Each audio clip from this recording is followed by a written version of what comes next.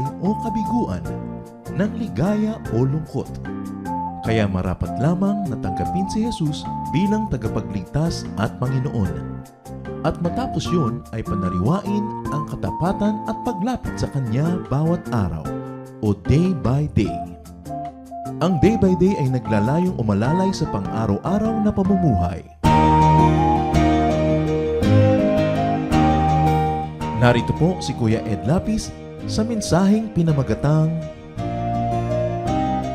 The Jesus Way, Travel Light.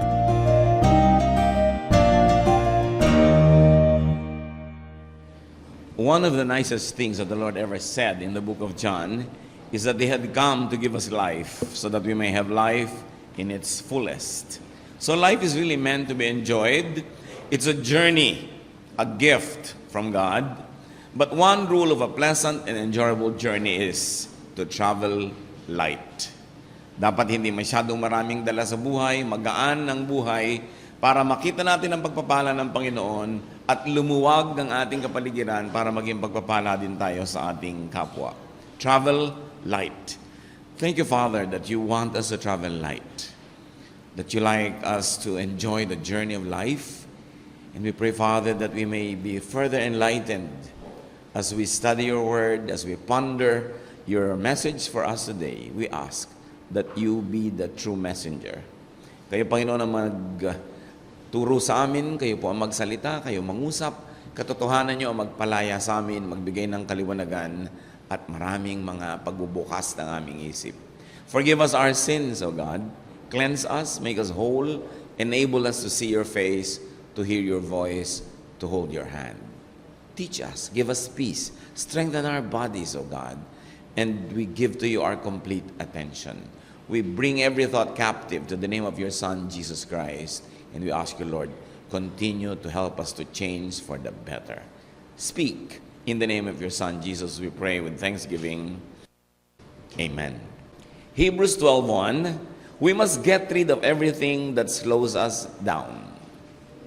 Sa simula pa lang makikita natin na merong itinuturo sa atin ang Bible para pagaanin ang buhay. May konteksto itong mga verses na ito in a spiritual way, and this can be applied in nearly every aspect of daily life. Avoid excess baggage.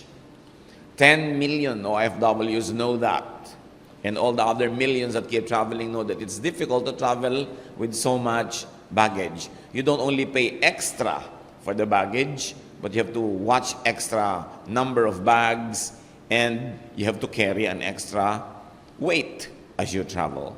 Spiritually, that is not so difficult to apply. Titus 3:9-11, avoid foolish controversies and genealogies and arguments and quarrels about the law, because these are unprofitable and useless. Warn a divisive person once, and then warn him a second time. After that, have nothing to do with him. Anong mga baggage ang pinapatanggal sa atin dito? Religious baggages. Don't get into religious debates.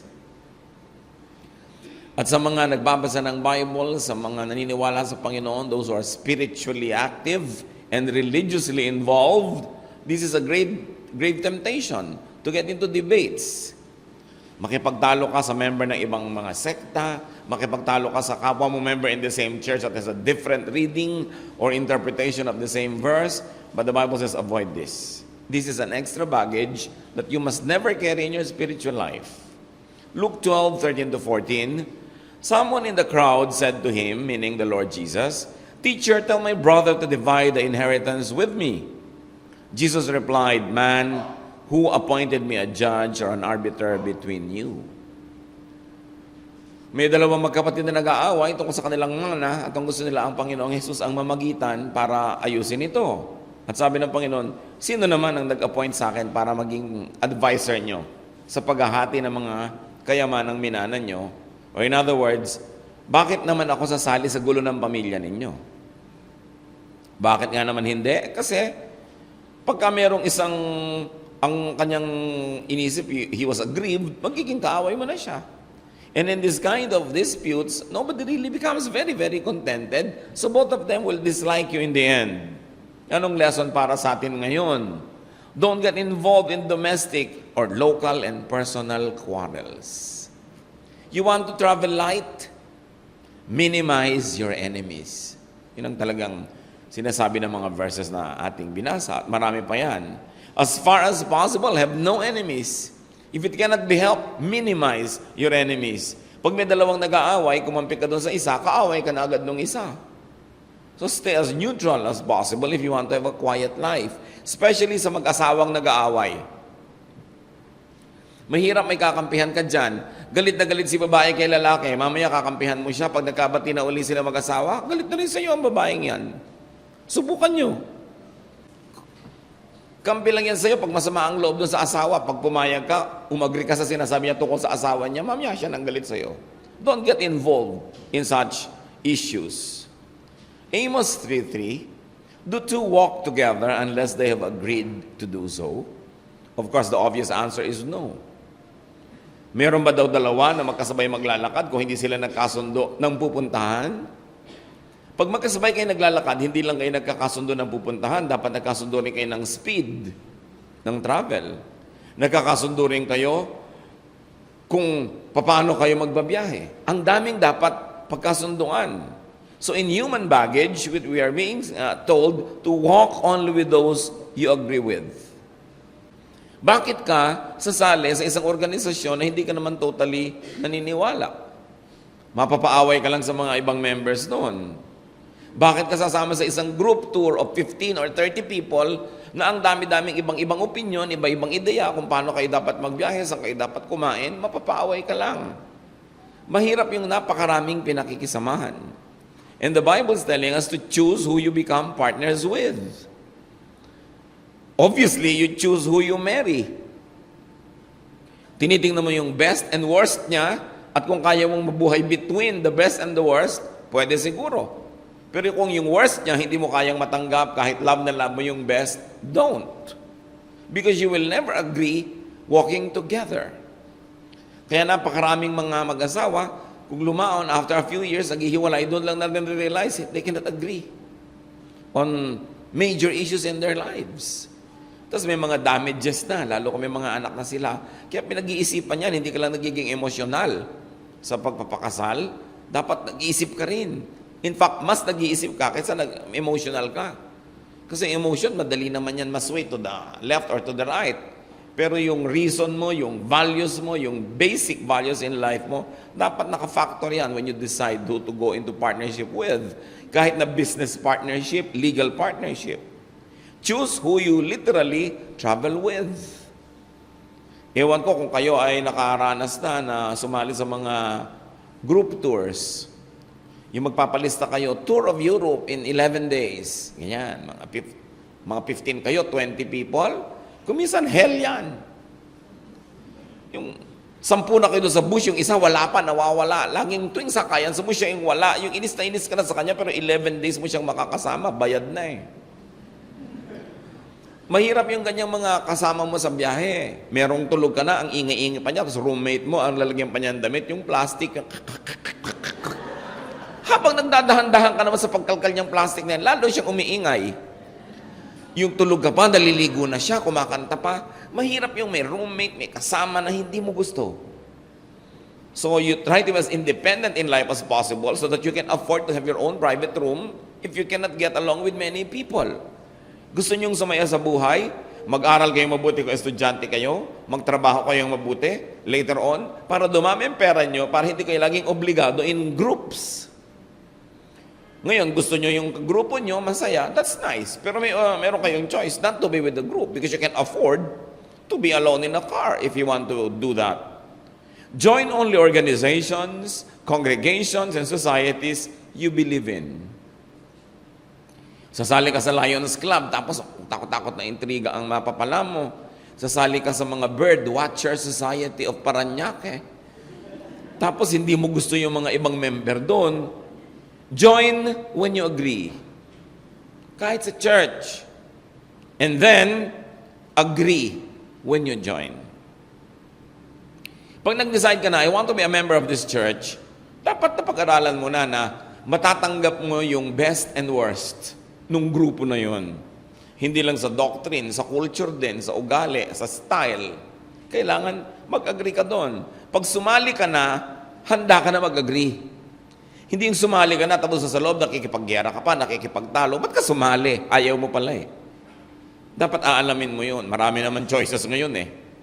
Matthew 18:19, if two of you on earth agree about anything you ask for, it will be done for you by my Father in heaven. So pag may dalawa doon na nagkasundo, gagawin ni Lord para sa inyo. Ano yung unsaid? Na ayaw ng Diyos ng mga nagtatalo. Hindi niya gusto yung mga hidwaan, mga gulo. Kaya sabi ng Panginoong Jesus, magkasundo lang kayo, matutuwa sa inyo ang langit, pagbibigyan kayo. Gagawin. Kasi ayaw ng Diyos na maraming nagtatalo-talo. So, o nagkakasundo kayo, sige, go. This is pleasing to me. Unity, agreement is pleasing to God. Pagka may harmony. That's why we strive hard na magkaroon ng harmony kahit saan man, sa pamilya, sa church, sa opisina. Kasi pag may hidwaan, lumalayo ang grasya ng Diyos. Pag kami lagi nagtatalo, tatay at nanay nyo lagi nagtatalo, parang malapit yata kaming alisan ng grasya ng Diyos. Kasi ayaw niya yan. The grace goes out of the room when people are always quarreling. Kaya tinuturuan tayo to be humble, to be accommodating, to be forgiving. Para ano? Para may unity. Because the Spirit of the Lord likes to dwell among people that are united. When there is agreement, things move. When there's harmony, there is a slice of heaven in your life. Life is lighter. James 2:2-4. Suppose a man comes into your meeting wearing a gold ring and fine clothes, and a poor man in shabby clothes also comes in. If you show special attention to the man wearing fine clothes and say, here's a good seat for you, but say to the poor man, you stand there or sit on the floor by my feet, have you not discriminated among yourselves and become judges with evil thoughts? Isa pa yan sa mga ayaw na ayaw ng Panginoon eh, yung may favoritism based on economic status. Sabi, pag kami pumasok ba sa church nyo, nabihis na bihis, maganda yung damit, may mga alahas, pinapupo nyo sa special seat. At pag may dumating naman na miserable ang itsura, mukhang kawawa, mukhang pobre, kahit saan nyo na lang siya itapon-tapon. Sabi, ayoko ng ganyan mga bagay. Na hinuhusgahan nyo ang tao depende sa kanyang itsura at mga suot. What is the verse saying? Don't be impressed with titles or rank or wealth. Do not be a needless slave of anyone. Sa mga department store, pagka mukha ang yaman-yaman ng bumibili, mukhang mapera, extra attention ang binibigay ng mga despatchadora. Pagka naman kupas-kupas yung damit mo, marumi pa yung kuko mo, sinasabi mo, magkano yan? Mahal yan. Diba? Sabi sa'yo ng tindera, huwag niyong hipuin, baka mabasag. No? Yung, bakit ang special lang treatment sa donya-donyahan? Samantalang yung donya-donyahan ang palautos. Wala kang mapapala na maging nais sa mga ganon dahil aalilain ka lang. Do not show favoritism. May tinanong nga ako isang clinic, beauty clinic, kasi kilala ko yung mga stockholders. Nung gusto nila na ipag-pray yung lugar, o sige tingnan. Tapos sabi ko, ano mga policy ninyo sa mga client? Kasi daw, high-end ang mga gusto nilang client. Sabi ko, pag kami pumasok dito na mukhang hindi naman mayaman, na ang point ko kasi, hindi makakadagdag sa glamour ng image sila. Sabi ko, anong gagawin nyo? Alam nyo sabi nung isang manager, yung halaga naman ng piso nung donya, tsaka halaga ng piso nung ali dyan sa baba, pareho lang, di ba? So, pareho lang silang client. Sabi ko ba, very enlightened approach. Kasi usually, pag nakakita tayo ng mas mayaman, mas malakas ang po. Mas maganda ang pakita mo. Buti kung bigyan ka niya. Mga mayayaman yan, makuripot sa buhay. Honest. Hindi yan mga galante. You know why? Yung mga super yaman, they have no sense of what money means. Akala nila, pag binigyan ka ng 20 pesos na tip, dapat tuwang-tuwa ka na, dahil ang laki nun. Kasi bira nilang na-appreciate yung nuance ng halaga ng pera. Alam niyo kung sino mga good tippers sa restaurants? Yung mga waiter din. na probably out having fun with his family or dating waiter kasi naiintindihan niya yung damdamin ng waiter eh. Gusto yung nakaabang sa tip. Pero yung mga mayayaman, kukuripot niya mag-tip. Wala kayong mapapalaan, uy, mukha mayaman. Ma'am, aalilain ka lang yan.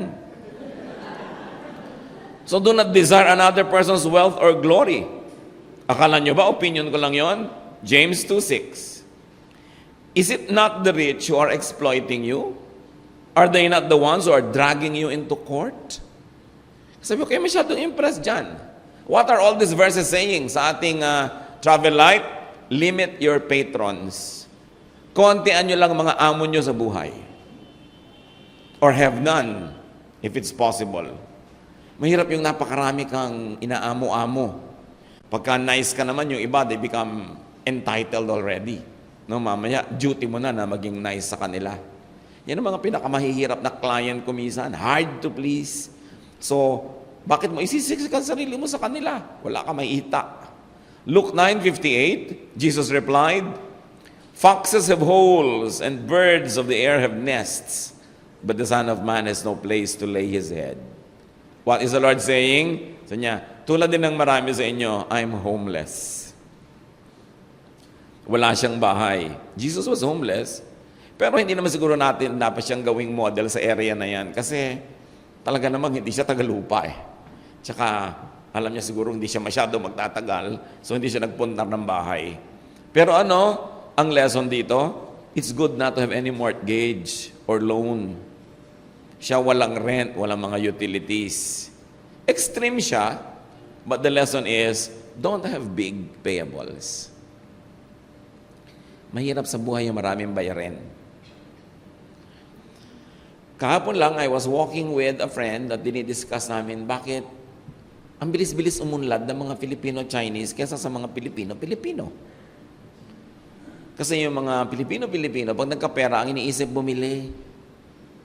Bumili ng bahay.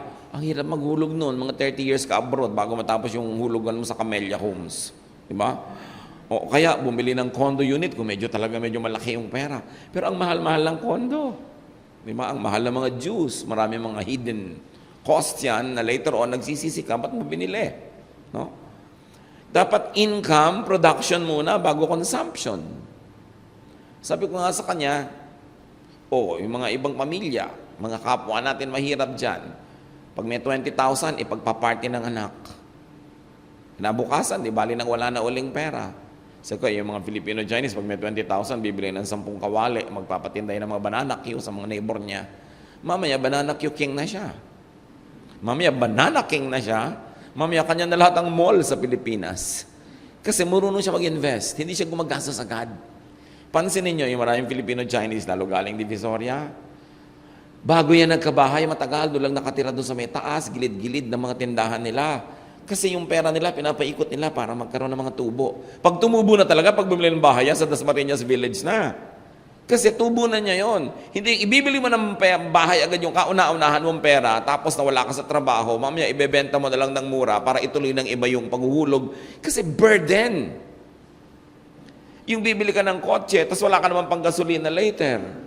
Ang dami-dami, may mga OFW, bibili na ang lalaki mga alahas, tapos mga 6 na buwan na hindi nakakasakay sa barko, o isa-isa na uling nagpupunta sa mga ahensya yung mga alahas. Kasi consumption agad ang inuuna hindi production. When you have money, make it produce more money rather than just spend it. Yung attitude. But it's important not to have big payables. Kaya ang dami-dami nalulugi Bibili sila ng hulugan, hindi naman maitutuloy.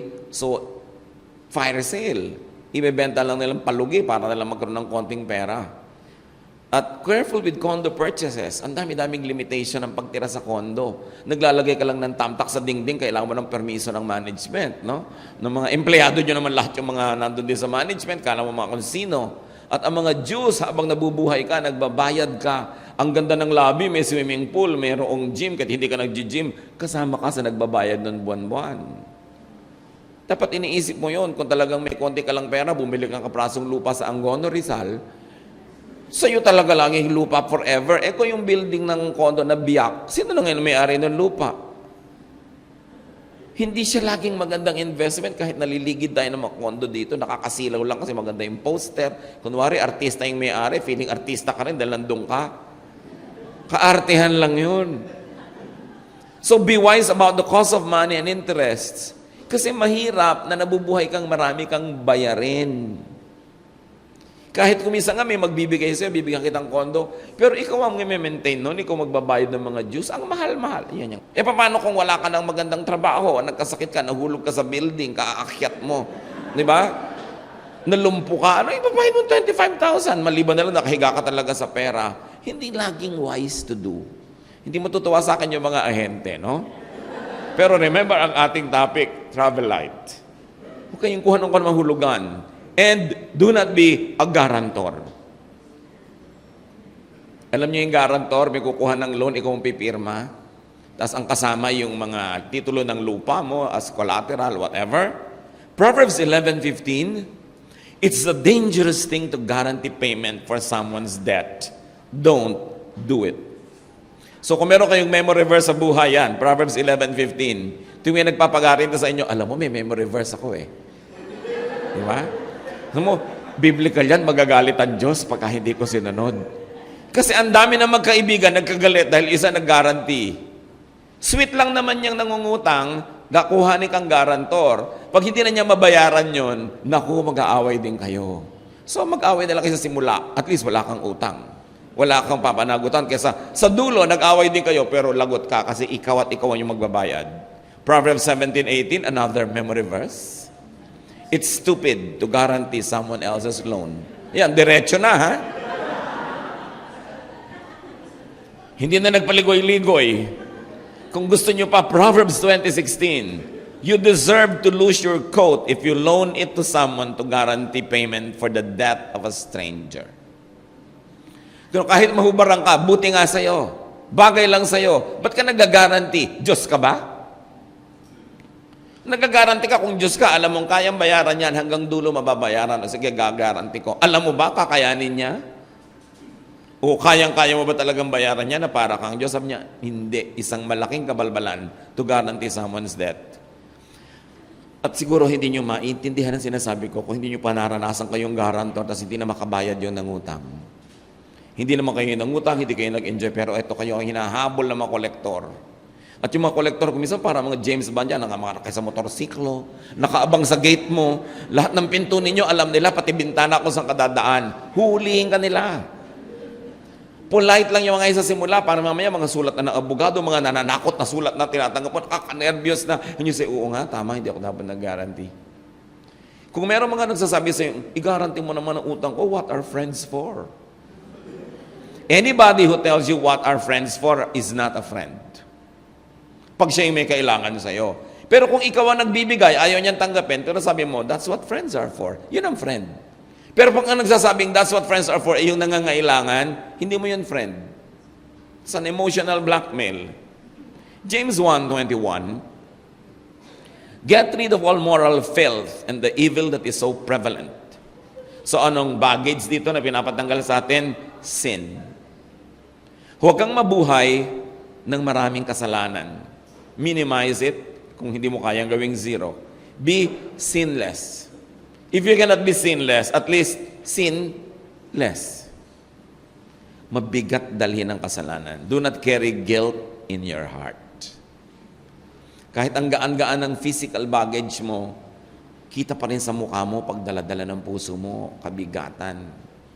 Yung may atraso ka, meron kang dinaya, meron kang nilamangan, meron kang inagawan, dala mo yun. Kahit magmaang-maangan ka at kunwari, hindi mo iniinda, it will show. It will show in your health. It will show in your emotion. It will show even on your face. So, iwasan ang paggawa ng mali. Pero tulad nga ng sinasabi sa Bible, God remembers that we are dust. Kung minsan nagkakamali tayo, nadadapa. Pag nangyari na yon, huwag nyo nang dalhin ng matagal. I-confess agad. Confess to God. Confess to the people you have wronged. Pay, restitute, do whatever para yung kasalanan mo ay mawala sa yung mga dalahin. 1 John 1:9, but if we confess our sins to God, He can always be trusted to forgive us and take our sins away. Huwag kayong nagpapatagal ng kasalanan na hindi na-acknowledge. Yung ini-ignore mo lang kasi ayaw mo talagang aminin. You don't want to face reality that you have committed a sin. Para yung sugat na lalala, mabubulok, it will bring you down. So, think o confess agad every day. Meron isang ang ganda-gandang kanta na makikita nyo sa YouTube, yung evening prayer. Bago kayo matulog, mag-YouTube kayo dyan. Pakinggan nyo evening prayer. Sasabing, Lord, if I have wronged somebody, forgive. If I have done something wrong, please forgive. That's the theme. Para hindi mo dala sa paghiga mo yung mga kasalanan mo, na paggising mo, dumami na yung bigat sa iyong puso. Kailangan, sabi nga, don't let the sun go down while you're angry or while somebody's angry with you. Gumawa ng paraan para wala kang dala. Do not sin, or when you sin, confess. Spirituality is not only about complicated doctrine, but it's about daily life. Ang talaga namang Bible was addressed to people to use such things in daily life. Kaya nagmumukha lang sa ating inaccessible yung Bible, parang mahirap maintindihan kasi merong time difference between us now and those who originally wrote and heard the message. Pero pagka kinuha mo, tinanggal mo yung mga difficulties in the reading and the interpretation, it's still a very, very practical book of wisdom. It's really about daily life. So travel light. Help others travel light. One of the greatest gifts that you can give to people is to help them carry their load or to make them realize that they don't have to carry such load. Acts 15:9-19. Now, why are you trying to make God angry by placing a heavy burden on these followers? This burden was too heavy for us or our ancestors. But our Lord Jesus was kind to us. And so, my friends, I don't think we should place burdens on the Gentiles who are turning to God. Anong background nito? Si Jesus, Hudyo. He practiced the Jewish religion. Ang mga original hearers ng Panginoon, ang mga followers niya, were Jews. They did not directly, immediately separate from their old religion. It was a refinement, a fine-tuning of the things they already knew before, but now they were being given new meanings and fresh applications. And some excessive traditions were being limited so that people will not carry heavy loads. Dahil ang mga sinulat ng mga propeta, ang mga sinulat sa Biblia, sa Old Testament, 1,000 taon na ang katagalan ng pinagmulan doon ng mga tradition, dumating yung mga generation na iba na yung context nila. Nandun pa rin sila, nakatira sa Israel, Hudyo pa rin sila, pero iba na yung context ng kanilang panahon. Hirap na silang sundin yung mga regulasyon, yung mga tradisyon, yung mga patakaran na nakasulat sa sarili nilang scriptures.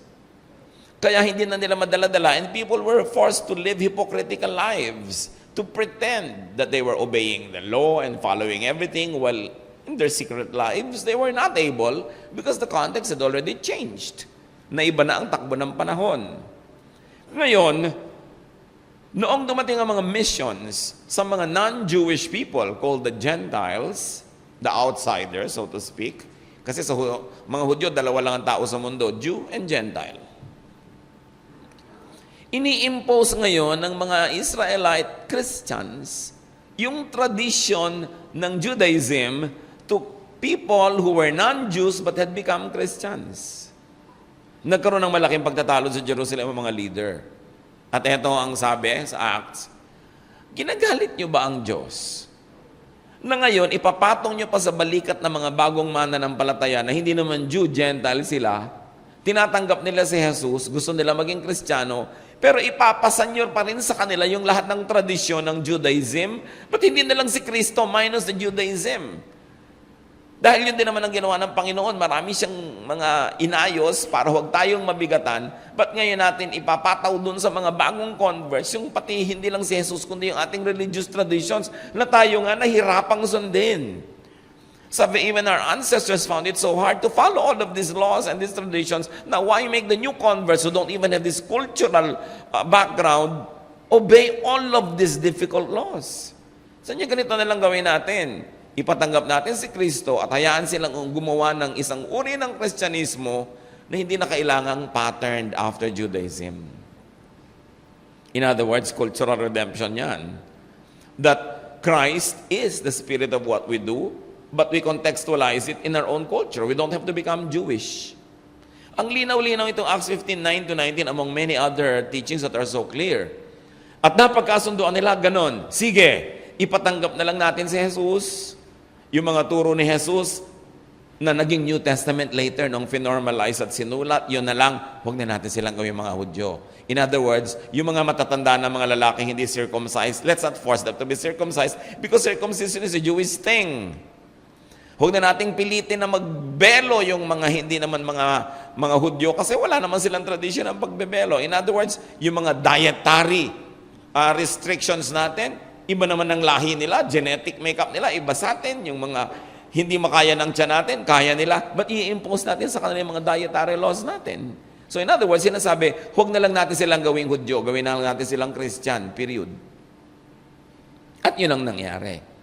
Ano ang tinutukoy nito? Maraming burden ang nagiging Christian kasi gusto pa nilang maging Hudyo. Kahit today, 2,000 taon na ang nakalipas nung sinulat itong Book of Acts, marami pa ngayong Christians all over the world, mga Gentiles who have become Christians, hindi lang si Kristo ang gusto nilang gawing tanggapin. Gusto rin nila maging Hudyo rin sila. Kopyahin nila yung mga suot, mga costume, mga pagkain, mga kanta, mga salita ng mga Hudyo. Nilinaw na nga sa Acts 15. Hindi na kailangan. Kailangan nilang si Jesus. And let them acclimatize Jesus in their culture. Let them re-express the teachings of Jesus in the context of their own history and heritage, which is really a backbone of cultural redemption. So, huwag nang pahirapan, huwag nang pahirapin. Ngayon, meron pang mga religious groups under the name of Christ. Hindi pwedeng magpagupit ng buhok ang mga babae, puro kuto na. Hanggang sahig na yung mga buhok nila. Ang hirap mag-maintain yan. Kailangan yung mga buhok tradisyon ng Israel, yung mga hemline, pinapakialaman, lahat na lang, mga kaliit-liit ang mga rekotitos ng buhay, ginagawang major doctrine, making Christianity extra difficult when it should not be. So people are to be free. Huwag sumali sa mga sekta, mga kongregasyon at mga relihiyon na pinapahirap ang buhay mo. Pinalaya na ni Jesus mismo yung mga Hudyo sa mga ganong tradisyon. Yung Jewish Sabbath, ang hirap-hirap sundin, wala kang gagawin. Lutuin mo na lahat sa Biyernes pa lang yung mga kakainin mo ng Sabado kasi hindi ka na pwede magluto ng Sabado. Si Lord, ang dami niyang dinemonstrate na naggawa talaga siya ng mga himala. Sabbath. Para i-emphasize yung point, sabi niya, Sabbath was made for man, not man for the Sabbath. Kaya gumawa ng law ng Sabbath para lumuwag ang buhay nyo. Ngayon, kung sa pagsunod niyan, lalo humihirap ang buhay nyo, we defeat the spirit of the law in obeying the letter of the law. Kaya pinakita niya, kung ano ang maginhawa sa inyo, yun ang gawin nyo. Kaya ibinigay ang batas na yan para kayo pag ginawahin, hindi para dagdagan ng mga amon nyo at limitasyon sa buhay. So yan dapat ang pagbasa mo. Nakakaluwag ba? Nakakagaan ba sa buhay? Especially religion. Because there's nothing more vain, there's nothing more sayang than people who suffer needlessly thinking they please God, but they are not really pleasing God. At sabi ng Diyos, kawawa naman sila. Bakit sila nagdurusan ang hindi naman kailangan? Hindi ko naman hinihingi ang pagdurusang yan. Ang humihingi lang yung religious group nila. Truth sets free. Sabi ni Lord, come to me all of you who are tired and heavy laden, I'll give you rest. Therefore, a true Jesus-based spirituality is restful. But how can you be rested when you're following 1001 regulations every day? Tandaan na lang yon, to police each other, that's not restful. So yan ang litmus test. Is it Jesus-based? Therefore, it must be restful. It must inspire rest. It must inspire peace. So identify your needless baggage. Ano ba mga baggage natin? Ano mga pinapasan nyo na hindi naman dapat? That you are the savior of the entire clan, the entire barangay. May mga kamag-anak ka kuminsan, nakita nilang naaasahan ka pala sa time of difficulty. Lahat na lang ng difficulty sa'yo tinambak. Padami ng padami kasi pasikat ka ng pasikat sa barangay nyo. No? Lahat na lamang ng charity case, lahat na lang difficulty sa'yo dadalhin. Hindi mo kailangan pasanin lahat yon. Kasi kung minsan sa sobrang mong pagiging responsible, you are only encouraging everyone else to be irresponsible. Hindi mo kailangan laging dalhin ng lahat ng mga bagay. Emotionally, what are our baggages? Sometimes you are a victim of the past. The past casts a very long shadow that makes you fearful, that makes you angry, that makes you bitter. You've got to release yourself from that past. You don't have to carry the entire past on your shoulders. Carry only the burden of today. At sabi ni Lord, yung mga blessing for today is sufficient for today's burdens and problems. But when you allocate today's blessings for yesterday's problems and tomorrow's fears, kulang. Kaya ka mag-aalala. Kaya magiging mabigat ang buhay. Identify your baggages that have to be shed. Kuminsan mga prejudices natin, mga biases natin become a baggage because these things limit us. You don't have to carry that way. The Lord likes you to travel light. Yun lamang mga pinag-usapan nating 5, maging conscious lang tayo dyan, gagaan na yung buhay natin. Ano pa yung iba? Sabi ni Lord, I came that you might have life and have it to the full. Have it in its fullness. I want you to travel light. I want you to be happy. Jesus wants you happy. Jesus wants you quiet and peaceful. So don't quarrel. Don't kill or die for a verse. Kung minsan, nung nagbasa ka ng Bible, doon pa dumami yung kaaway mo. Kasi naging palaaway ka, sinasalihan mo lahat ng gulo. No. Ang pag-unawa kasi ng mga verses sa Bible, kung minsan depende sa tagal mo na nagbabasa, depende sa tagal mo ng Kristiyano o mananampalataya, depende sa context mo. Nag-iiba-iba rin naman yung pananaw niyan habang nagkakaroon ka ng perspective. Hindi ibig sabihin na nag-iiba-iba yung katotohanan, pero nag-iiba-iba yung kakaya nating tingnan yon. And the truth sometimes is not just a point. It could be many points. It could be a line. And your sister is standing on point A, you're standing on point B, and another is standing on point C, but it's all the same line, only different perspectives, defined by your education, by your awareness, by your spirituality. So don't be judgmental.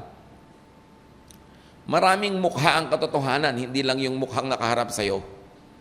Kaya kailangan nilalawak-lawakan natin yan so that we become agreeable. Hindi yung kung nagbabasa ka ng Bible, akala mo na alam mo na lahat, correct mo na lahat ang mga tao, and life becomes difficult. Dear God, we thank you that you want us to travel light. Salamat sa mga reminders sa Scripture, O God, and these 5 major things that we have discussed today. Turuan mo kaming ilapat sa buhay namin na mahanapan namin ito, Panginoon, ng very practical application. At nawa, inspired by these points, maging aware pa kami, O Lord, maging sensitive sa ibang areas of our lives where we carry needless weight. Needless rituals in the family that makes everyone have a hard time. Needless requirements. Needless details. Teach us, O God, to let go of many things so we can relax. And so that people around us can also relax. Kung gaano kami gusto mo, Panginoon, mag-travel light, ganun din nawa ang mga regulasyon namin at mga requirements sa buhay. Kumonti ng kumonti, that we keep it to the basics, so the minimum, so that we will not be difficult to be around and we will not impose so much on people around us. Turuan mo kayo, Panginoon, na bigyan ng application sa buhay namin ang general idea that we should travel light. Let's stay silently praying before the Lord. Magbulay-bulay pa tayo at ngayon humingi sa Panginoon ng guidance. What other areas of our lives we can be free? In what other areas can we enjoy this freedom? Ma-identify natin yung mga kaartehan natin sa buhay, mga kung anong pinapahirap natin na pwede namang madali so that we can travel light. Lord, in silence, deal with your people. You want us free. We want to be free. Give us wisdom. Reveal your truth to us. Give us your light. Let's be alone with the Lord in silence for some time.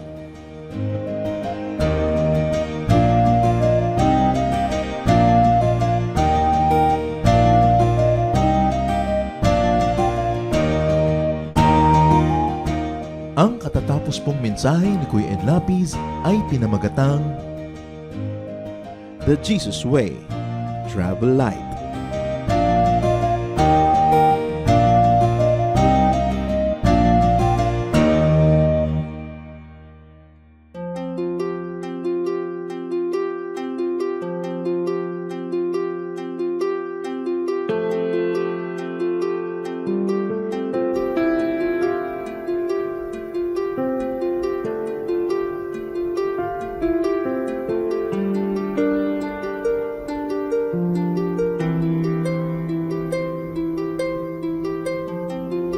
Panginoon, ang sabi niyo sa akin, lumapit lang sa inyo.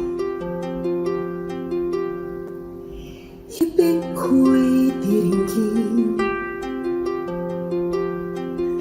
pasanin ay aalisin.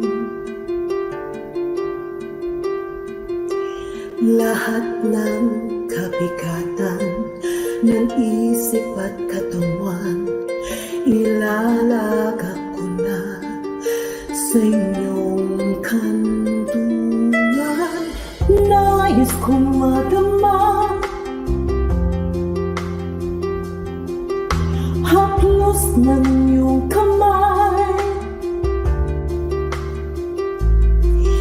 Paghako sa damdamin, sinisiklop ng buhay.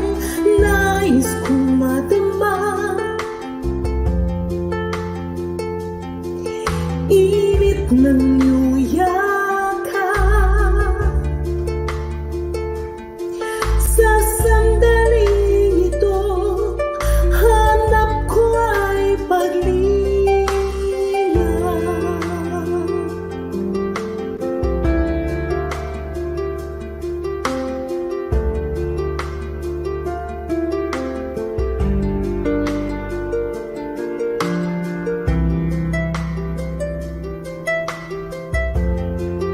Panginoon, tinatanggap ko po ang inyong paanyaya. Dito sa piling niyo,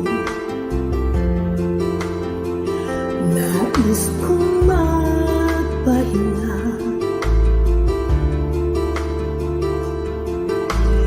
Ang pagod kong puso, naghahanap ng ligaya.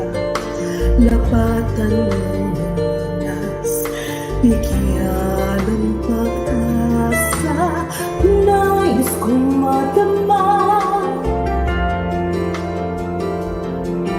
haplos ng iyong kamay. Paghakot sa damdamin, sinisiklot ng buhay. Nais kong madama init ng iyong yakap.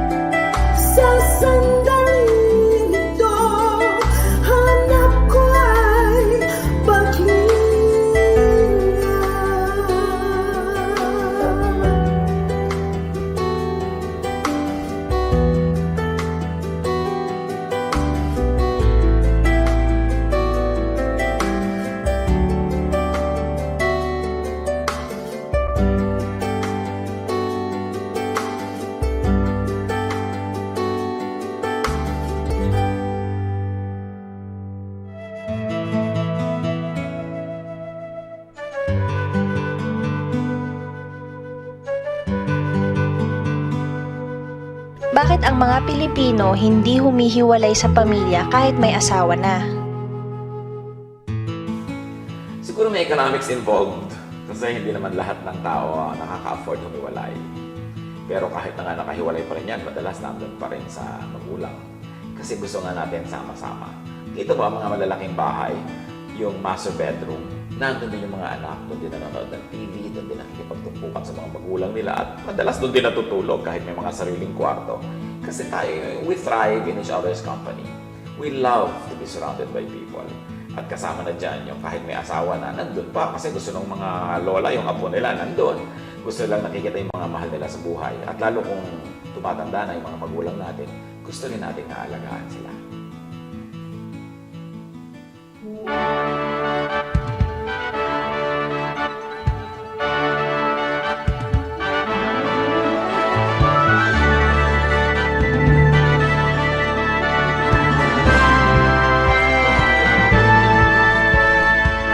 Ang iyong hirang dala, ang iyong ngalan, taglay ang ligaya ng kaligtasan. Alab ng puso sa aming dibdib ay kayo ang dahilan. Ugawin ang nahihimbing na damdamin, isingin ang aming nyaring isipan. Tangang lakas ay gawin niyong alipin sa inyo ang pagsamba. Pagsamba, dalis ay napagsamba sa dakilang ngalan niya. Halina sa pagsamba, pagsamba, dalis ay napagsamba sa dakilang ngalan niya. Halina sa pagsamba.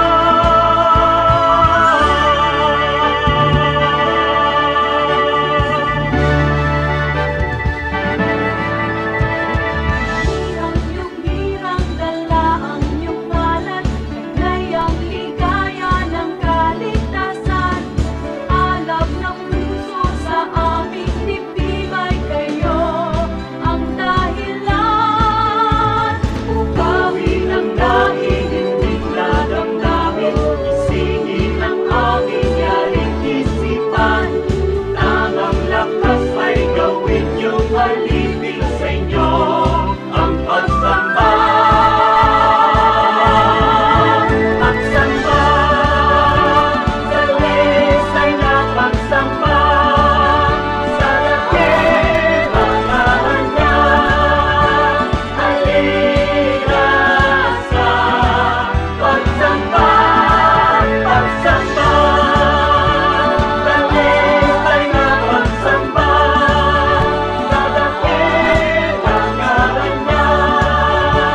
Halina sa pagsamba, pagsamba, dalis ay napagsamba sa dakilang ngalan niya. Halina sa pagsamba, pagsamba, dalis ay napagsamba sa dakilang ngalan niya.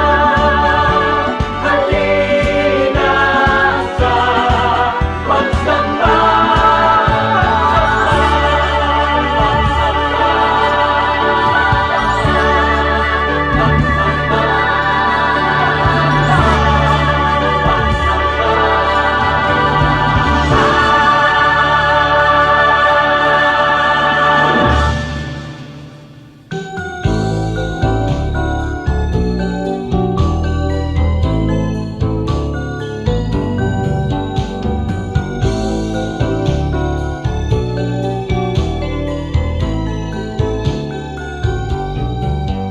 Bigyan mo ako ng pusong laging may awit, hindi nagagalit.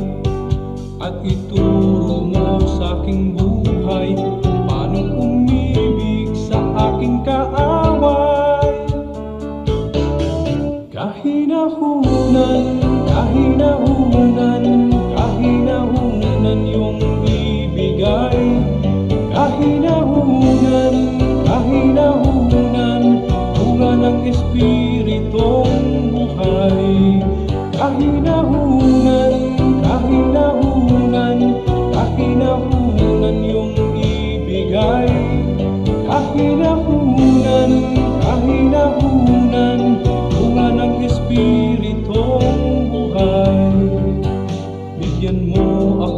ng pusong napaaawat, nagpapatawad, upang di ako mapaaway. Hinahon ng puso'y aking kaagapay. Kahinahunan, kahinahunan, kahinahunan yung ibigay. Kahinahunan, kahinahunan, bunga ng Espiritong buhay. Kahinahunan, kahinahunan, kahinahunan yung ibigay. Kahinahunan, kahinahunan, bunga ng Espiritong buhay.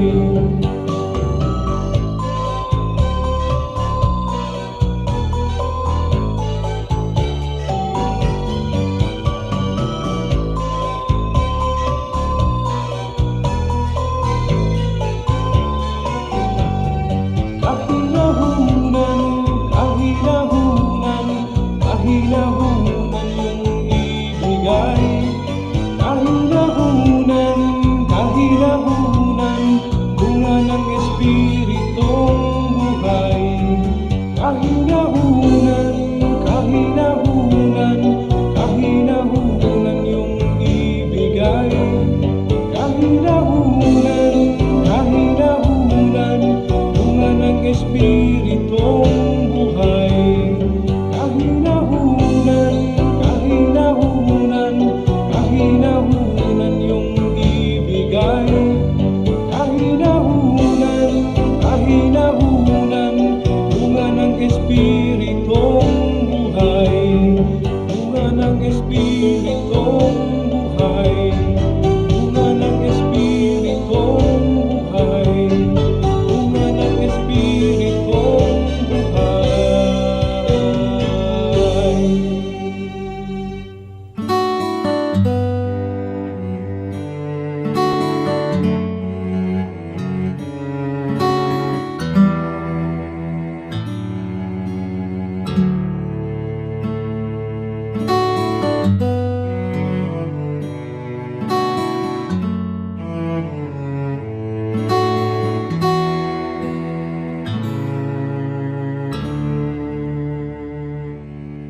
Aking damdamin, di mapalagi, at ang isipan ay laging ligaw.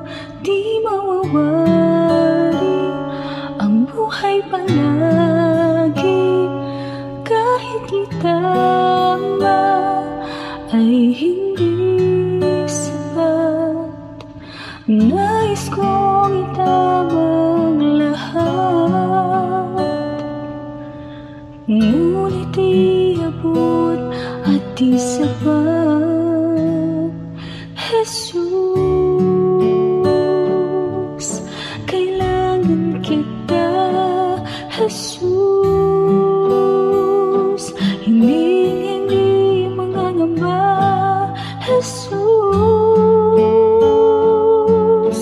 pag-ibig niyo'y ba di mapapantayan, kahit na sinuman.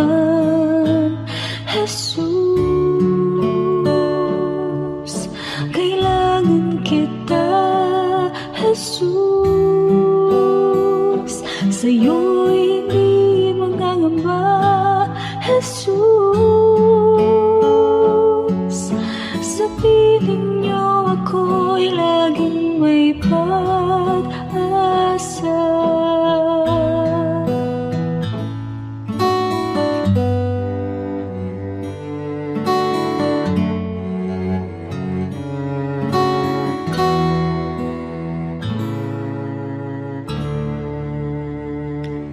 Aking damdamin, di mapalagi, at ang isipan ay laging ligaw. Di mawawari ang buhay palagi, kahit di tama ay hindi sapat.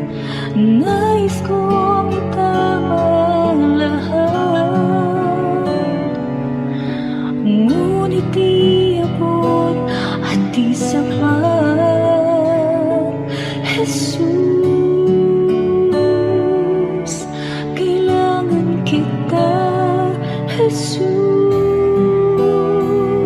hindi mangangamba. Jesus, pag-ibig niyo'y ba di mapapantayan kahit na sino man. Jesus, kailangan kita. Jesus, sa'yo'y hindi mangangamba. Jesus, sa piling niyo ako'y laging may pag-asa. Jesus, kailangan kita. Jesus, hindi mangangamba. Jesus,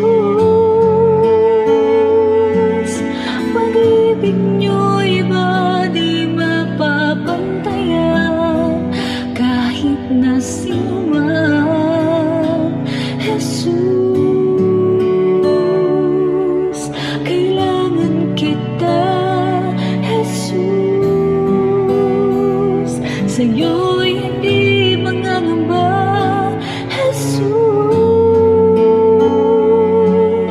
sa piling niyo ako'y laging may pag-asa.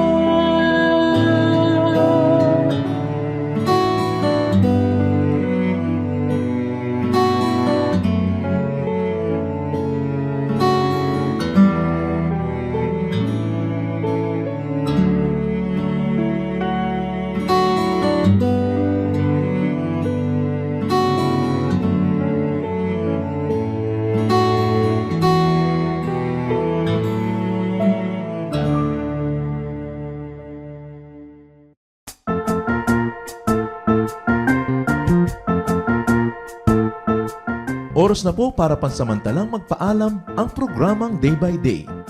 Tayo po'y magsama-sama tuwing ika-6 hanggang ika-7 ng umaga, araw-araw. Magandang umaga po at mabuhay ang Panginoong Hesus!